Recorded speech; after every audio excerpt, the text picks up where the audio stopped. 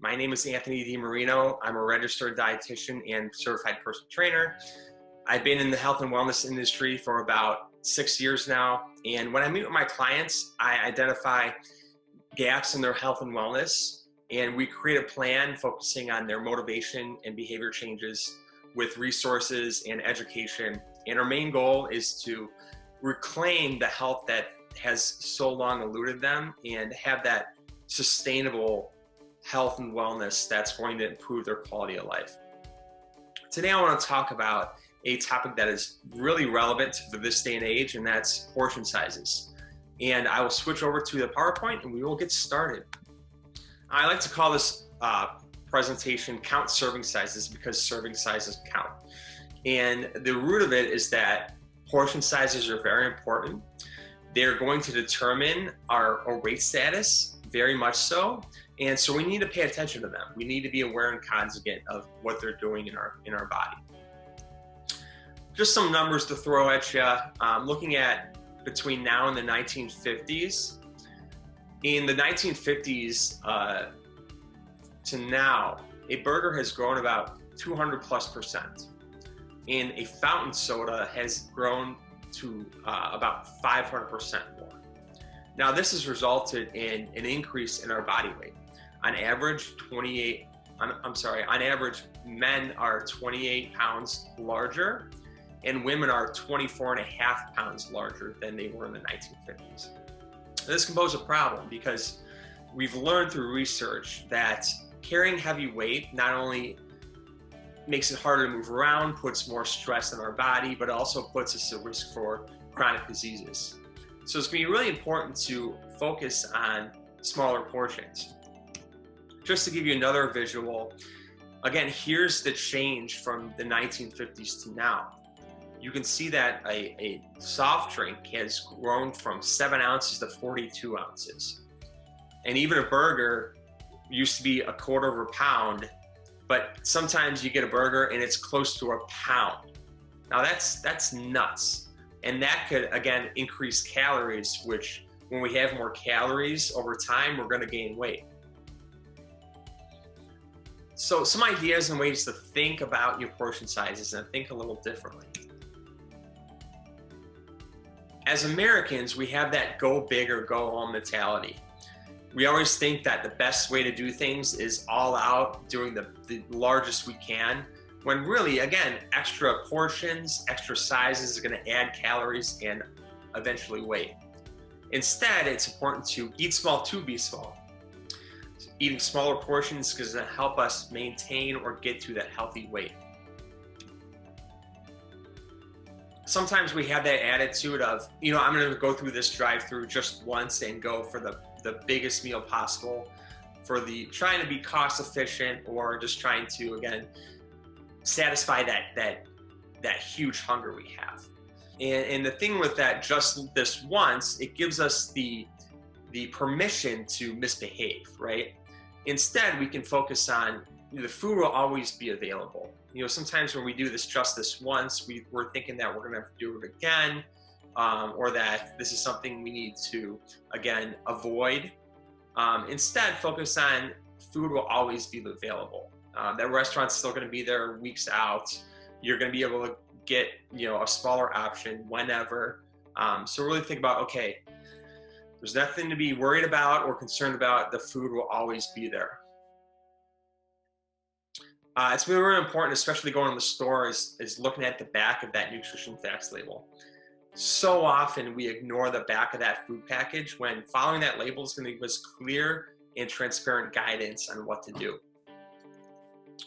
And last, we'll talk about the difference between mindless and mindful eating. This can really help us equip and pay attention to what we're eating and how much.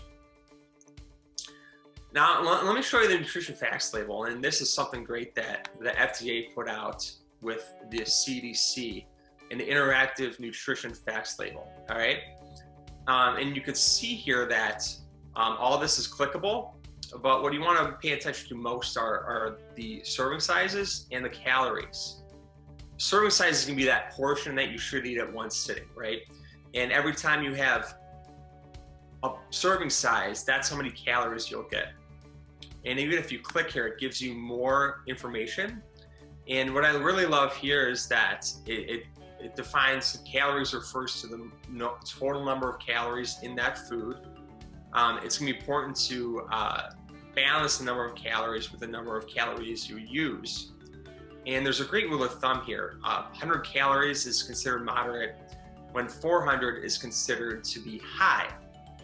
And what I'll do is I'm gonna leave some resources for you in the notes so you get access to that, play around with it. It's a lot of fun. I really suggest you use that label to the fullest. If you want more in-depth information, I do have another video about the nutrition facts label. Mindful eating. Hopefully you like my little pondering face there. And when it comes to mindful eating, it's about paying attention to what you're doing.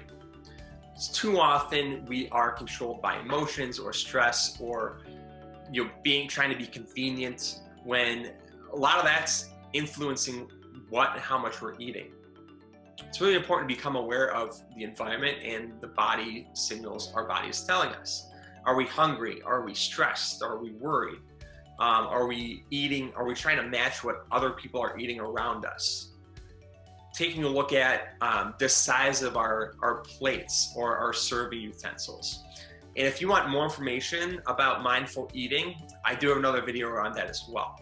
But it's really about making informed decisions, really doing your homework, paying attention, taking the time to be aware about what you're doing. Now I want to go through the different food groups and talk about a portion that is adequate or normal, right? And now the first one is carbohydrates, and carbohydrates give us energy throughout the day, right? And we need those throughout the day to really keep going and to stay healthy. And we need to focus on the how much. When it comes to whole grains like cereals or rice or pastas, or even starchy vegetables like corn or peas, you got to focus on 3/4 to about 1 cup at a time. And that's about the size of a baseball. So if you got a baseball at home, this is a nice comparison right here. And if you're looking at a piece of a flat carbohydrate, say like a piece of bread or bagel, and this is especially helpful if you have unsliced bread and you're trying to, kind of cut it where you're getting the adequate serving. Look at the size of a CD. This will kind of give you the rough estimate of what one portion is. When we're looking at fruits, obviously fruits are very helpful because they have water and a ton of vitamins and minerals, and they are very healthy snacks, especially if you're trying to switch out sweets. There's 2 forms of fruits that really come around, is the whole piece of fruit, or if it's chopped or mashed or whatever, you're looking at a bowl or a cup, right? And when you're looking at a whole piece of fruit, it's again that size of a cup, so the size of a baseball. And if you're looking at a half cup, say it's a mashed applesauce or a cup of sliced strawberries, you're looking at about half a cup, which is the size of about a yo-yo or a tennis ball.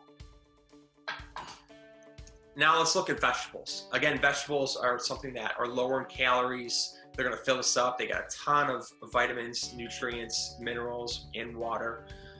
And with vegetables, you can go nuts, go crazy. Trying to max out on vegetables every day is really going to impact you the most. And again, with vegetables, there's 2 forms. There's the cooked form and the raw form. When we're looking at the cooked form, so say cooked broccoli or cooked greens, we're looking again at that half cup, that yo-yo. And if we're looking at raw vegetables, say like raw carrots or raw spinach to go on a salad, again, you're looking at that 1 cup raw as the size of a baseball. When we're talking about proteins, we're talking about those meat products, right? So that beef, chicken, turkey, fish. And we want to focus on the lean meat options. What I mean by those are the lower fat options, so chicken or a lean cut of beef. And when you're looking at a serving size at each meal, trying to keep it to about 3 to 4 ounces, a good representation comparison is going to be a deck of cards. So it's about the size of your hand, and this is a nice way to compare and to approximate. We're looking at dairy. Dairy is very helpful because it is high in protein and it has a lot of vitamins and minerals, especially calcium, which keeps our bones healthy. And when we're thinking about dairy, we're thinking about the low fat option, right? So the skim milk, the Greek yogurt, trying not to go too heavy with the heavy whipping cream or the heavy fat cheeses. A great serving of dairy is about 1 cup. So, an 8-ounce glass or the size of a baseball. We're looking at fats. Again, these are going to be higher calorie, higher dense calorie foods. And they're breaking up into different categories. Now, one option are nuts. They're great because they do have that fiber, some nutrients, some protein in them. And about 1/4 cup is a great option there. And that's about the size of 4 dice here. So same thing with cheeses, about 4 dice. A tablespoon of butter oil is about, again, this is about size. I would say actually, I take that back. About 2 dice for a tablespoon, and 4 dice is going to be your 2 tablespoons. So in review, a 1/4 cup of nuts is going to be about 4 dice. Same thing with 1 ounce of cheese and 2 tablespoons. And if you're doing butter or oil, you need to make sure that you're keeping that to half, so about 1 tablespoon. Now, to summarize, we talked about how portion size have grown exponentially and they've exploded since the 1950s. Large portions contribute to weight gain and chronic disease because larger portions have more calories, and that's what's really determining our weight. It's really important if you want to lose weight, you want to be healthier, you want to cut down your risk of disease. It's really important to take steps to lower those portions to really maximize the impact and to stay healthy and well. If you want more information, more resources, check out the other videos I have. And again, I'll have a link to those couple resources on the bottom. Hope you found this helpful. Good luck out there, and good luck. Talk soon. Bye.